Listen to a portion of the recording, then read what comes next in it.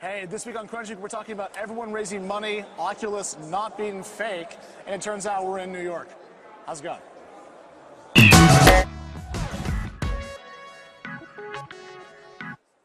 that was incredibly loud and awesome. So cheers, everyone, to the kind of almost end of Disrupt this year in New York. Oh, cheers. Wait, yeah, get it right. Don't screw it up. But why are we drinking Budweiser? This shit's terrible. Why did you pick this? It's the only thing I could find in the bodega, my friend. Okay, the only thing I could find in the bodega. Viva la bodega. But while we're drinking this piss shitty beer, everyone else is raising tons and tons of money. Classy beer. Classy beer. It's classy like London, if you will. It's a classy life. Exactly. It's not classy like at all. Ingrid Lunden. Can we talk about the floodgates opening for all of the startups that have raised tons of money and are now popping the champagne? I can announce that I just raised $1 billion at a $1 trillion valuation. Holy crap! I'm the very first one. You know what? Wow. This is shut it down. Like? This is normal. This is It's normal. me, my mom, and 2 cats. It's fantastic. No, but Affirm just locked down $275 million. Yeah, that's right. Yeah. That's and then Zenefits locked down $500 million. And then DJI picked up, was it 75? 75, yep. So what the hell's going on, guys? I mean, this is like a huge amount of capital. Well, I mean, the short answer is we're in a massively, massively bull market when it comes to raising money. I mean, and these are just yet more examples of that, right? Yeah, but I mean, we're talking about more than $750 million in capital into 2 companies. Right. I have a hard time grokking where they're going to deploy that money in the short term. I have a hard time with you using the term grokking, but I'll get over that and I'll move on. Your face. So, you know, with the firm, it's fairly obvious that there's a lot of sizzle around fintech right now, right? Yeah. I mean, you're looking at a space where you've gotten a couple of really big IPOs that have done fairly well in the market post. You've got a number of companies waiting in the wings to go public. Absolutely. And you're seeing what is a seed change really around, man, I'm going to nerd out about this. This is my Wall Street Journal background, or Dow Jones background. You're seeing a sea change in the ways in which consumers are approaching technology for their money and how how comfortable they feel about it. And Affirm's just one example of this. And what they're doing, lending to consumers at point of sale online, is really powerful for both the consumer, the millennial consumer who doesn't really give a shit about banks. First of all, never say millennial out loud again with your mouth. 2, the round... He may turn into a pumpkin. I think it kills me every time. But the point is, it wasn't all equity. It was also partially a debt round. It was essentially a debt round with like a soupçon of equity on top, if you will. Wow, if you will. Don't say that word either. Really? What's your use of words today? It's not all right, I'm out. sorry. I'm making the words with my mouth. But so that's Affirm. But now let's talk a little bit about Zenefits, because Zenefits is an amazing company. First of all, it's been growing massively, absolutely like wildfire since it left YC in what was it, 2013? Yes. Yeah. And this round we kind of had the scoop ourselves. I think a little team of people, where basically there was a bit of a spread of hundreds of millions that they were raising. Turned out it was even more than when we thought. Well, no, we said 300 to 500. Okay, it was 500. It was at the so very our top scoop end, was correct. But the valuation, we were thinking between 3 and 4. It was 4 plus half, so 4.5 post. Exactly. Yeah. So that's where it's exceeded. And okay, they're still losing quite a lot of money. They're at a 100 million run rate right now. No, they will be at the end of this year. They had $8 million in GAAP revenue last year. They'll do probably about 50, 60 this year calendar. They'll end 15 on a $100 million yearly run rate, and then accelerate from there. But they're going to lose what, 100 mil this year, 200 mil? Yeah, I think that their revenues have increased like fivefold in the last year, or that's what they're anticipating. So what is so persuasive about the technology? What makes it so special? So this is really interesting. They are not, so whereas in the fintech space, we're getting a bunch of companies that are essentially disrupting the traditional models of how to deliver money.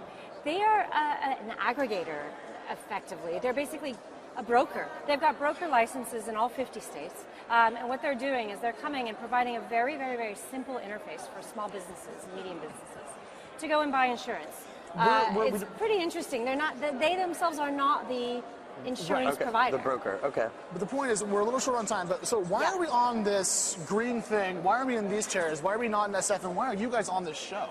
Where are we? Because New York is fantastic. It's the concrete jungle where dreams are made of. And Disrupt is the place where dreams come to be born and die, so as Alfred Lin says. But this has been our biggest Disrupt New York ever. Yes, it has. And it's gone, aside from the street exploding and killing the internet, it's gone pretty well, apart from the street exploding and killing the internet, it's gone Stage jumpers.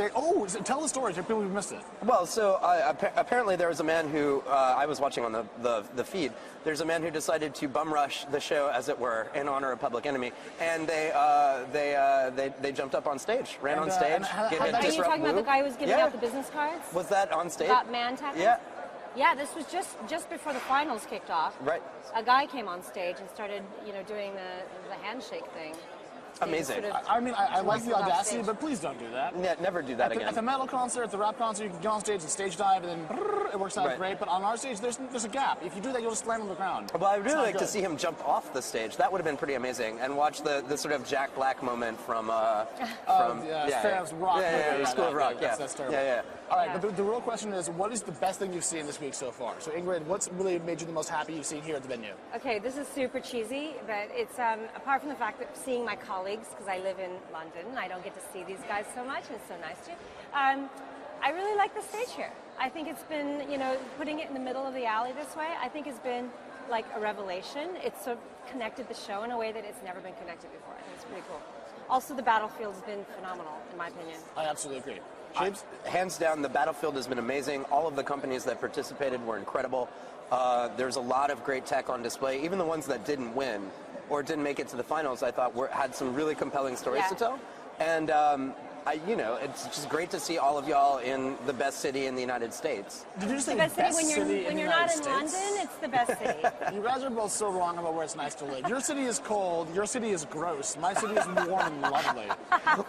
In one microclimate, it's warm and lovely. Yeah, you have to be in the right valley. Is that like a 4-block radius? It is, but it's a lovely 4 blocks. Everyone should live there. And Well, you can't afford that 4-block radius, by the way. I cannot afford that 4 Do we have more time? Because I feel like there's something that we've missed, something that we hadn't discussed. I think we have a minute, so go ahead and bring it down.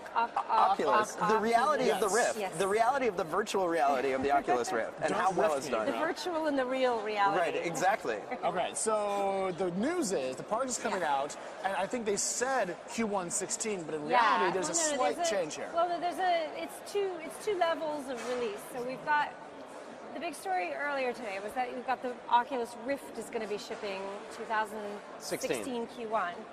But we've just actually posted a story literally moments ago about Oculus VR, which is the software component. Is that your Morse code? Yeah, that was my ticker. That was my ticker. That was embarrassingly bad. Yeah. Is that your news ticker? Yeah. Apologize again. I'm terribly sorry. One more time. I'm so sorry. I like that. You're good. All right. Yeah, that's the last time. So basically, we've got a little scoop that VR is coming out this year as planned, and we don't know which device with yet. Some say maybe the Samsung, but we're not sure. But the Oculus, when it comes out, will require the use of a computer, so it's not a standalone device. It's to be plugged in, I presume. I think so. I mean, I would put money on the fact of all of that getting better and better over time. Oh, certainly. We're so early stage, but yeah. You're going to be anchored. It's less cool if I run around the room with a machine gun in my face and then I trip the cable over and fall down and walk into the wall. You can put a little. You can run your Mac on batteries, put it in a backpack, and then do it. Run around like that. That's actually a brilliant way to get around the problem. Are you going to buy one? Are you going to buy a Rift? You know what? Probably. Ingrid, are you going to buy a Rift for your kids or for yourself? Or buy it for your kids and then keep it for yourself? Yeah, exactly. Asking for a friend. Right. Yeah. I think so, yeah. I think the better question is, what do you want more right now? Do you want an Apple Watch or the new Oculus? Oh, that's such a good question. So, Ingrid, pick. Right now, if I was to literally have 2 in my hands, 1 and 1, and 0 cost to you, and you got to go home with it now. The selfish answer is probably the Apple Watch, but because that's not going to be for anyone but me, whereas the other thing can be appreciated by more people. I'm a family person. You actually are. Yeah. At the risk of getting trolled immensely and terribly, I'm going to say, the Oculus. I don't give a shit about the Apple Watch. I really don't. You don't give a what? I don't give a shit about the Apple Watch. I would rather spend $400 on a nicer, a nice timepiece than spend $400 on a thing I'm going to replace in 2 years. All right, so everyone on TechCrunch staff that has the Apple Watch, I've been kind of watching them use it over the last couple of days. Me either. But they don't actually use it. I said next to Kyle Russell, I said next to Matthew Panzarino, these people that really love these devices, and they kind of buzz occasionally, and they look at them and they're like, all right, swipe, and then move on. And they don't actually have any real material use case. Yeah, Apple's done a brilliant job of basically telling people that this is something that they're not going to be diverting their attention to, like the phone all the time. Right. So now everyone's like, yeah, I'm not really wearing a watch. I don't know. It's just buzzing at them constantly. It's giving them vibrations on their wrist. It's like the worst possible parent-in-law that you have to pay for yourself and charge every night. I know, yeah. So Wilhelm, you didn't answer the question. Which one? Which one do you want? Definitely whatever the not Apple Watch is the one that I want. I want Apple Watch V3 and who the heck are you? Come here, Butch. You guys sound so intelligent. I just had to join you. Please Which do. one? Butch. So do you have the watch yet, Butch? I have a fictitious watch in my head. I have it, but I don't have it yet. Yeah. No, one day I have a very old-fashioned. It was made by Misfit Shine. Look very old-fashioned. I remember the good old days. Let's steam drink the powered. good old days of the Steampunk Misfit Misfit. Shine. What the hell were all steampunk. those words? What? Nothing. Everything you said made no sense. Guys, we've had a great time here at TechCrunch Disrupt. Have you enjoyed yourselves? Yes. I've had a great time, but I'm about to fall over tired. So, yeah. Yeah, and I want some of that. I'm going to get me some of that beer action. I know. Do you want some of this Also- vat of Budweiser I have in my What do hand? you think that? But like, it's the Everything is American bigger way. in The America. biggest beer I've Are ever we seen. wrapping In up? London, We're that would getting, be a we're getting the small signal beer. that it's time, fellas. We need to wrap this puppy up. Cheers. All right. Are we saying from, bye? from the stage of New York Startup Alley at TechCrunch Disrupt New York, Yeah. this is Jon Shieber, Mike Butcher. Me and her. Ingrid. We're See you all next week. See ya. Bye.